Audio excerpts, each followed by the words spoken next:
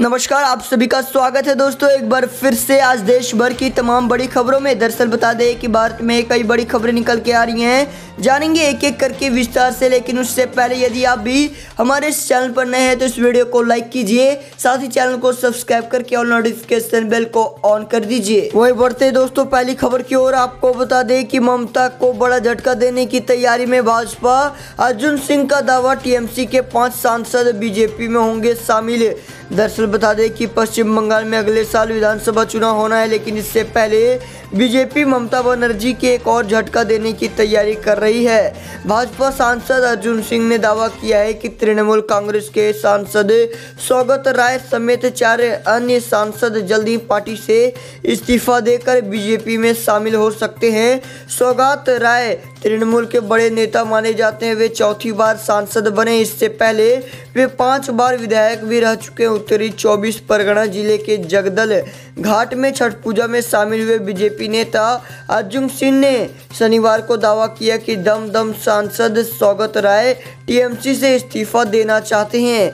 बता दें कि सांसद अर्जुन सिंह ने कहा कि मैं बार बार कह रहा हूं कि 5 टीएमसी सांसद कभी भी इस्तीफा देकर भाजपा में शामिल हो जाएंगे। जब उनसे पूछा गया कि क्या इन 5 नामों में सौगत राय भी शामिल हैं, तो अर्जुन सिंह ने कहा कैमरे के सामने सौगत राय को टीएमसी नेता और ममता बनर्जी का मीडिएटर का ढोंग कर रहे हैं।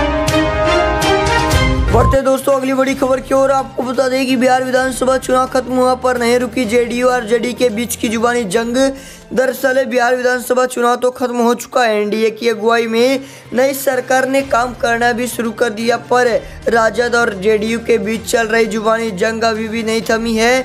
जेडीयू के कई नेताओं ने एक साथ आज आरजेडी पर हमला बोला है। बता दें कि जेडीयू के प्रदेश अध्यक्ष वशिष्ठ नारायण सिंह ने मेवालाल के इस्तीफे पर कहा कि मैं मेवालाल को धन्यवाद देता हूं, जिन्होंने पद छोड़कर अच्छी मिसाल पेश की है।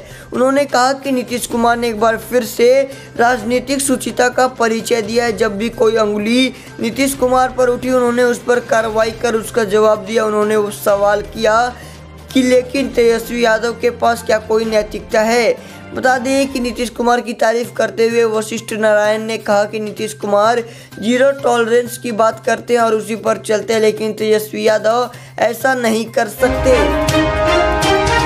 साथ ही बढ़ते हैं अगली बड़ी खबर की ओर। आपको बता दें कि सरकार से बातचीत की शर्त पर किसानों ने 15 दिनों के लिए रोका आंदोलन। फिर से शुरू होंगी सेवाएं। दरअसल बता दें कि केंद्र के विवादास्पद कृषि कानूनों का विरोध करने के लिए पंजाब के किसानों ने राज्य भर में रेल सुविधाओं को रोक रखा था, लेकिन सोमवार रात से ट्रेन की सेवाएं फिर से शुरू होने जा रही है। बता दें कि यह घोषणा किसानों की यूनियनों और मुख्यमंत्री अमरिंदर सिंह के बीच एक बैठक के बाद की गई। बता दें कि किसानों यूनियनों का कहना है कि वह 15 दिन की अवधि के लिए नाकाबंदी को हटाएगी, लेकिन यह चेतावनी भी दी गई है कि यदि इस मुद्दे पर बातचीत करने और उनके मुद्दों को हल करने में सरकार विफल रही तो इसे फिर से लगाया जाएगा।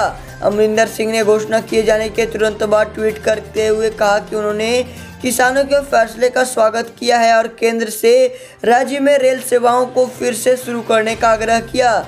उन्होंने यह भी कहा कि किसान यूनियनों के साथ एक उपयोगी बैठक हुई।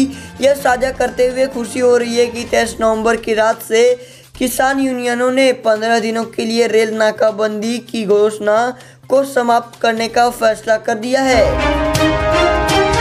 साथ ही बढ़ते हैं अगली बड़ी खबर की ओर। आपको बता दें कि पाकिस्तानी आतंकवादी बड़ी साजिश को देने वाले थे अंजाम, सुरक्षा बलों ने किया बेहतरीन काम। दरअसल केंद्रीय मंत्री जनरल वीके सिंह से न्यूज नेशन ने खास बातचीत की। नगरोटा में हुए ऑपरेशन पर जनरल वीके सिंह ने कहा कि एक बहुत बड़ी साजिश को नाकाम किया गया है। उन्होंने आगे कहा कि जम्मू कश्मीर में जब भी चुनाव हुए हैं तब ऐसा हुआ है। नगरोटा ऑपरेशन को सैन्य बलों ने बेहतरीन तरीके से अंजाम दिया, आतंकियों को ढेर कर दिया। उन्होंने आगे बताया कि अभी जांच चल रही है और भी खुलासे होंगे। इसके साथ ही उन्होंने सवालों के जवाब देते हुए कहा कि मैं इसको 26/11 से लिंक नहीं करूंगा, लेकिन यह चुनाव में बाधा डालने की कोशिश है। बता दें कि गुपकार गठबंधन का नाम लिए बिना जनरल वीके सिंह ने कहा कि कुछ लोग पाकिस्तान चीन के हिमायती हैं। पाकिस्तान ने अनुच्छेद 370 हटने के बाद जम्मू कश्मीर में अस्थिरता पैदा करने की हमेशा कोशिश की गई है, लेकिन नाकाम रही और आगे भी रहेगी। इसके साथ उन्होंने लोगों से मुस्तैद रहने की अपील की। उन्होंने कहा कि मुस्तैद रहने से आतंकियों को नाकाम किया जा सकता है। उनके नापाक इरादों को खत्म करने के लिए मुस्तैद रहना जरूरी है। साथ ही बढ़ते हैं अगली बड़ी खबर की ओर। आपको बता दें कि दिल्ली के लोगों को प्रदूषण से मिली थोड़ी राहत, AQI स्तर में हुआ सुधार। दरअसल दिल्ली के निवासियों को थोड़ी राहत मिली है क्योंकि शनिवार को दिन ढलने के साथ ही राष्ट्रीय राजधानी की समग्र वायु गुणवत्ता बेहद खराब से खराब श्रेणी में आ गई। System of air quality and weather forecasting and research SAFAR के अनुसार समग्र वायु गुणवत्ता सूचकांक AQI सुबह के 313 के स्तर से सुधर कर दोपहर तक 252 पर पहुंच गई है। केंद्रीय प्रदूषण नियंत्रण बोर्ड की ओर से साझा किए गए आंकड़ों के अनुसार राष्ट्रीय राजधानी के कई हिस्सों में वायु प्रदूषण का स्तर मध्यम से खराब श्रेणी के बीच है। आनंद विहार, मथुरा रोड, चांदनी चौक, द्वारका सेक्टर जैसे क्षेत्र खराब श्रेणी में बने हुए हैं, जहां AQI स्तर क्रमशः 276 और 291 के बीच में। इसके अलावा दिल्ली के बाहरी इलाके बवाना में AQI 318, मुंडका में 313, नजफगढ़ में 322 और जहांगीरपुर में 326 के स्तर पर है और ये सभी बहुत खराब श्रेणी में बने हुए हैं।